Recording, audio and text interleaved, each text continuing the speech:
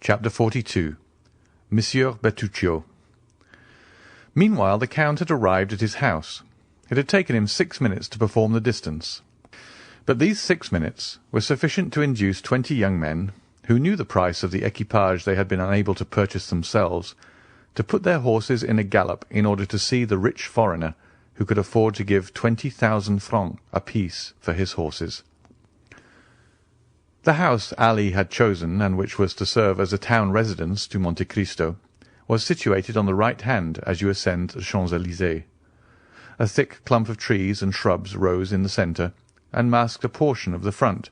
Around this shrubbery 2 alleys, like 2 arms, extended right and left, and formed a carriage drive from the iron gates to a double portico, on every step of which stood a porcelain vase filled with flowers.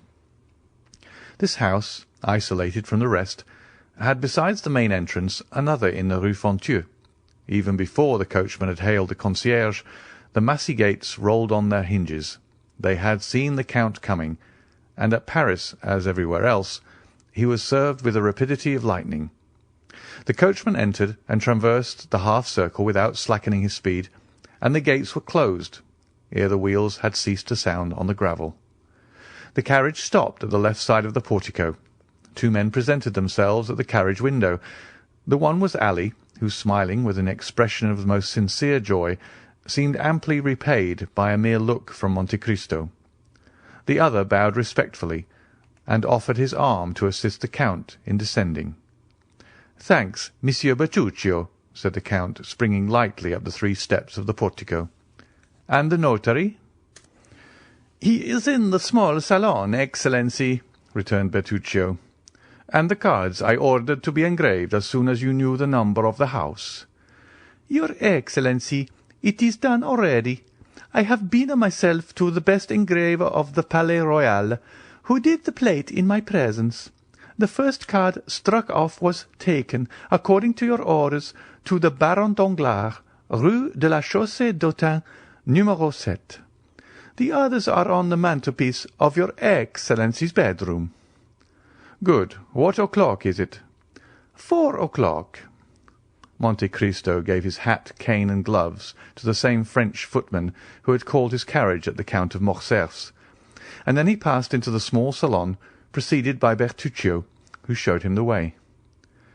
"These are but indifferent marbles in this antechamber," said Monte Cristo. "I trust all this will soon be taken away." Bertuccio bowed. As the steward had said, the notary awaited him in the small salon. He was a simple-looking lawyer's clerk, elevated to the extraordinary dignity of a provincial scrivener. "You are the notary empowered to sell the country house that I wish to purchase, monsieur?" asked Monte Cristo. "Yes, Count," returned the notary. "Is the deed of sale ready?" "Yes, Count." "Have you bought it?" "Here it is." "Very well. And where is this house that I purchase?" asked the Count carelessly, addressing himself half to Bertuccio, half to the notary.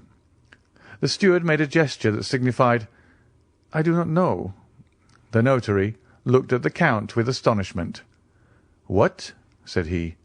"Does not the Count know where the house he purchased is situated?"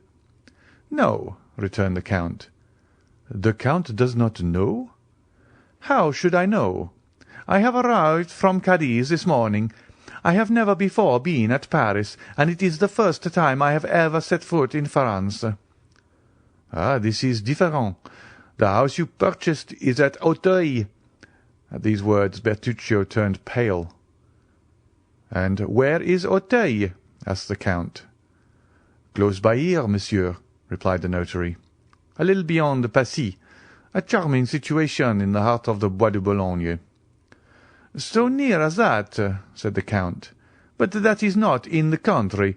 What made you choose a house at the gates of Paris, Monsieur Bettuccio?" "I," cried the steward with a strange expression, "His Excellency did not charge me to purchase this house. If His Excellency will recollect, if he will think—" "Ah, true," observed Monte Cristo. "I recollect now. I read the advertisement in one of the papers, and was tempted by the false title. a country house." "It is not yet too late," cried Bertuccio eagerly, "and if your Excellency will entrust me with the commission, I will find you a better at Enghien or Fontenay-aux-Roses, or at Bellevue." "Oh, no," returned Monte Cristo negligently. "Since I have this, I will keep it." "And you are quite right," said the notary, who feared to lose his fee. "It is a charming place, well supplied with spring water and fine trees, a comfortable habitation, although abandoned for a long time, without reckoning the furniture which, although old, is yet valuable. Now that old things are so much sought after, I suppose the Count has the tastes of the day." "To be sure," returned Monte Cristo. "It is very convenient, then." "It is more. It is magnificent." "Peste! Let us not lose such an opportunity," returned Monte Cristo. "The deed, if you please, Mr. Notary." And he signed it rapidly, after having first run his eye over that part of the deed in which were specified the situation of the house and the names of the proprietors. "Bertuccio," said he, "give 55,000 francs to monsieur." The steward left the room with a faltering step, and returned with a bundle of bank-notes, which the notary counted like a man who never gives a receipt for money until after he is sure it is all there. "And now," demanded the Count, "are all the forms complied with?" "All, sir." "Have you the keys?" "They are in the hands of the concierge, who takes care of the house, but here is the order I have given him to install the Count in his new possession."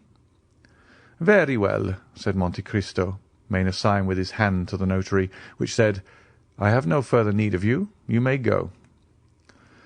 "But," observed the honest notary, "the Count is, I think, mistaken. It is only 50,000 francs, everything included." "And your fee?" "Is included in the sum." "But have you not come from Auteuil here?" "Yes, certainly." "Well, then, it is but fair that you should be paid for your loss of time and trouble," said the Count, and he made a gesture of polite dismissal. The notary left the room backwards, and bowing down to the ground. It was the first time he had ever met a similar client. "See this gentleman out," said the Count to Bertuccio, and the steward followed the notary out of the room. Scarcely was the Count alone when he drew from his pocket a book closed with a lock, and opened it with a key which he wore round his neck, and which never left him. After having sought for a few minutes, he stopped at a leaf which had several notes, and compared them with the deed of sale which lay on the table. "Auteuil, Rue de la Fontaine, numéro 28." "It is indeed the same," said he. "And now, am I to rely upon an avowal extorted by religious or physical terror? However, in an hour I shall know all, Bertuccio," cried he, striking a light hammer with a pliant handle on a small gong. "Bertuccio!" The steward appeared at the door. "Monsieur Bertuccio," said the Count, "did you never tell me that you had travelled in France?" "In some parts of France, yes, Excellency." "You know the environs of Paris, then?" "No, Excellency, no," returned the steward with a sort of nervous trembling, which Monte Cristo, a connoisseur in all emotions, rightly attributed to great disquietude.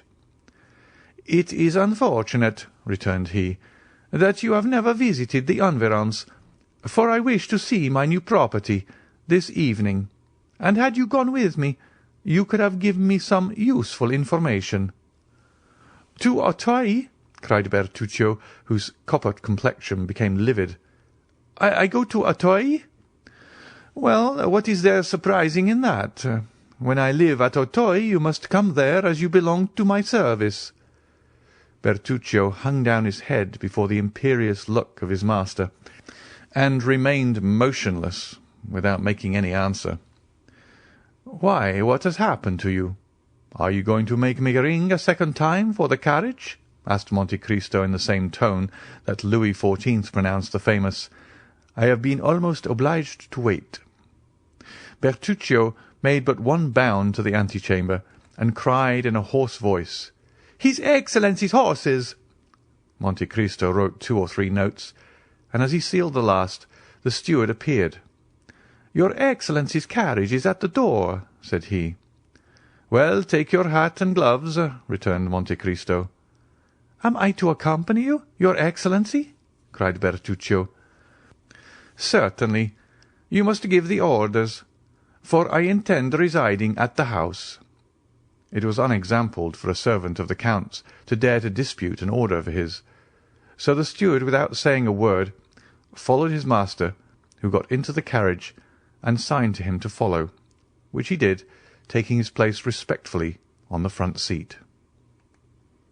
End of chapter 42.